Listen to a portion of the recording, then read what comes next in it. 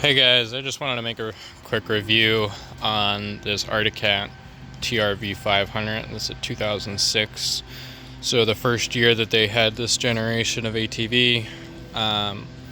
And we've had it, we're the original owners, and we're going to sell it now for a new machine. I have a friend coming to look at it later on today, and if he doesn't buy it, anyone's interested, I'm in Massachusetts, a little ways north of Boston, if anyone's interested. I liked this machine for a long time. I grew up on the back seat, learned how to ride with it. It's fun. It does a good job on easy trails. It just didn't last as long and as well as the Honda did. We have a Honda 350 from 2004 that is just seen more riding, more abuse, and has just held up better. My brother, this got rolled once or twice a few years ago, several years ago now, and it sat for a while, and then my brother tried to fix it up, so it's got all new brake lines, steel brake lines, new wheels and tires, new air filter, fresh oil change, some spare parts kicking around, new battery. But this thing does have some issues. It really, last summer, my buddy crashed it and kind of tweaked the front part of the frame a little bit. It is fixable. I've talked to a couple mechanics and fabricators. It is fixable with the right tools. I just don't want to put any more money into it. But yeah, it's good. It starts up very reliably.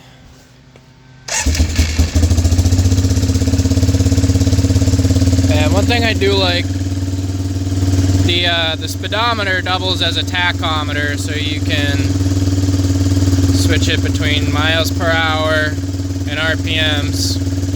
And it seems like it's idling kind of high, but that's just because it's warming up. It has like this automatic choke built into it, which is really cool, and so it'll stay at that higher RPM, and that's how you know that was a cold start, is because it has the choke on, and then it'll drop down to like 1500.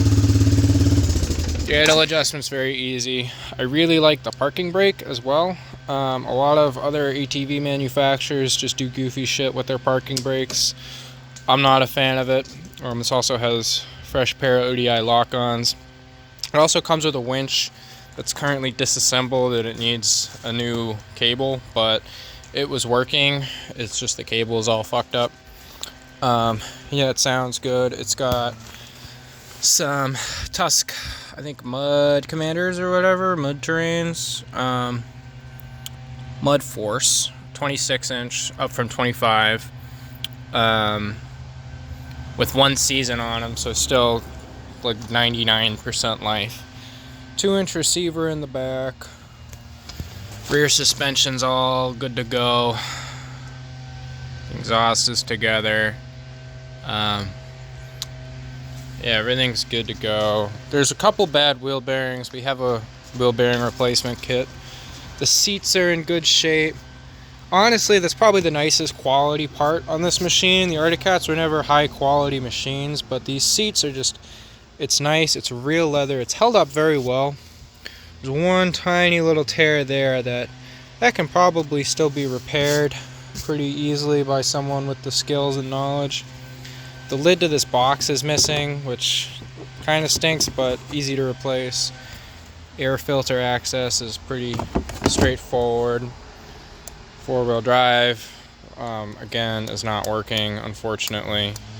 But everything mechanically is working, and with a little bit of finagling, you can get it to go into 4-wheel drive, and then you just can't get it to come out of 4-wheel drive. So it's just an issue with a switch somewhere. Yeah, I have this rack works really well. I just need to finish bolting it down from the last tear down that we did. So that's pretty good. Clutches are in good shape. It shifts pretty well. This thing is not a fast machine. They'll do about 40 to 45. I think I hit 50 once with 2 people on it. I don't know. 40 to 45. The steering gets kind of twitchy on these. These machines are notorious for darting over 30 miles an hour. So really just something to throw your girlfriend on the back of or your kid on the back of and just do easy riding. You really don't want to be trying to keep up with any other faster machines. It's got a 12-volt plug-in, which I really appreciate that. I wish more machines did that. I know today they're doing that, but a lot of machines back then didn't have any plug-ins or anything. Just to prove that this machine does get ridden quite a lot. 2023 main ATV registration right there. It's got a governor, adjustable governor if you don't feel like the person riding it should be going fast. It's got foot brake that works, hand brake that works. It's got a pull start that also works, high-low, reverse neutral, all that. This is detachable. I'm not going to do it with 2-pin. I got one hand. Just these 2 pins come out and it unhooks. Brake light works. I'm trying to show every angle of this machine, just to be as honest as possible. The fender crack. These plastics, they're not like, I just don't think they're as nice as the Honda plastics are. The Honda plastics have held up very well. These are almost a little bit brittle, I think, to be honest with you. Yeah, so those A-arms right there are also brand new because, and the tie rod and the ball joints over there and the bushings are all brand new because my friend fucked them up. So we replaced those. And it's also missing one headlight. So if anyone's actually interested in this thing, make an offer. I don't care. It might be gone today, and I'll post that in the description. But anyone else just curious about these machines, they're not high performance. I wouldn't pay more than $3,000 for one personally, even if it's in good shape, unless it has like a plow and some other goodies on it. I'm asking like 25 or like $2,000 for this one, just because the frame's all fucked up, but it is honestly in really good shape and it just needs a little bit of wiring work. So yeah, it served us well for what, 17 years or so now, but it just doesn't hold up like the Hondas, and I think we're gonna give CF Moto a try just because they're cheap and look pretty cool.